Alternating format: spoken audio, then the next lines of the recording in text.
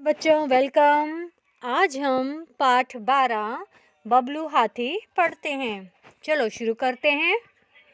बबलू हाथी को तालाब में नहाना बहुत उसके जैसा ही था। बबलू ने भोला से तालाब में नहाने को कहा। भोला तैयार हो गया। दोनों ने तालाब में खूब मस्ती की। भोला की नाक पर एक सींग था जो बबलू को चुभ जाता था। चलिए अब अगले पेज पर चलते हैं। घर जाने पर बबलू की माँ उससे पूछती कि चोट कैसे लगी, तो वह कहता भोला हाथी की वजह से लगी। बबलू की माँ ने भोला को एक दिन दोपहर के खाने पर बुलाया। बबलू की माँ भोला को देखकर बहुत हंसी और बबलू से कहा, यह तो गैंडा है, हाथी नहीं। तो बताओ बच्चों, आपको ये कहानी कैसी लगी? कुछ समझ में आई? चलिए फिर से थोड़ा सा हम दोहरा लेते हैं। एक दिन एक हाथी था जिसका नाम क्या था? बबलू। उसको तालाब में नहाना बहुत अच्छा लगता था। तो जो चीज़ जिसको अच्छी लगती है वह रोज़ करना चाहता होगा उस चीज़ को। तो इसी तरीके से बबलू हाथी भी रोज़ तालाब पर नहाने जाता और तालाब में पानी के साथ खूब खेलता। एक दिन उसको वहाँ पर भोला मिला। अब उसे नहीं मालूम वो भोला कौन था। उसको वो अपने जैसा ही लगा, उसको वो हाथी ही लगा, लेकिन वो कौन था? वो एक गैंडा था। पर ये बात बबलू हाथी नहीं जानता था। उसको वो दिखने में उसके जैसा ही लगा, तो वो उसके साथ नहाने के लिए गया। तालाब में बबलू ने भोला से तालाब में नहाने को कहा। बबलू ने किससे कहा तालाब में नहाने के लिए? भोला से पूछा कि चलो तुम भी नहाओगे? तो भोला भी तैयार हो गया। तो दोनों तालाब में दोनों ने खूब मस्ती की।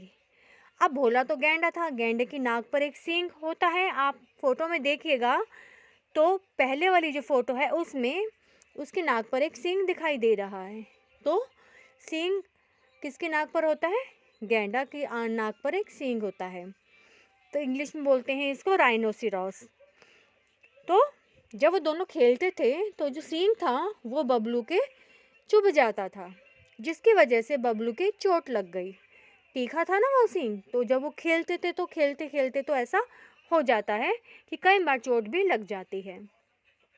तो जब वो घर पहुंचता है बबलू, तो उसकी माँ वो चोट देखती है तो पूछती है कि बेटा ये चोट कैसे लगी? तो वो क्या बोलता है कि भोला हाथी की वजह से। तो उसकी माँ ने सोचा देखती हूँ मैं भी इसको एक दिन घर पर खाने पर बुलाती हूँ और देखूंगी कि इसका दोस्त कैसा है। आपकी मम्मी भी देखती होंगी कि जब आप किसी दोस्त के बारे में घर में बताते हैं तो आपकी मम्मी भी घर में ये सोचती होंगी कि चलिए उस दोस्त से एक दिन मिला जाए, कैसा है उसका दोस्त, है ना। हम भी अपने दोस्त की बातें घर में जब शेयर करते हैं तो उसको कई बार घर भी ले जाते हैं। तो उसी तरीके से बबलू की माँ ने एक दिन भोला को इनवाइट कर लिया खाने पर कि चलिए आज घर पे उसको खाने पर बुलाया जाए। तो जब वो भोला को देखती है तो वो बबलू से क्या कहती है कि ये हाथी नहीं, ये तो गैंडा है। क्यों कहती है? क्योंकि वह भोला हाथी बोलता है ना। भोला उसके नाम तो जानता है वो भोला, पर वो भोला के साथ क्या बोलता है कि वो जो किसने चोट लगाई है उसको? भोला हाथी ने। तो इस तरीके से ये कहानी ख़त्म होती है। तो चलिए कुछ ना कुछ थोड़ा सा रिवीजन के तौर पे आपसे फिर से पूछा जाए। मैंने कहानी को थोड़ा सा बिल्कुल प्रॉपर तरीके से आपके सामने एक्सप्लेन कर दिया है।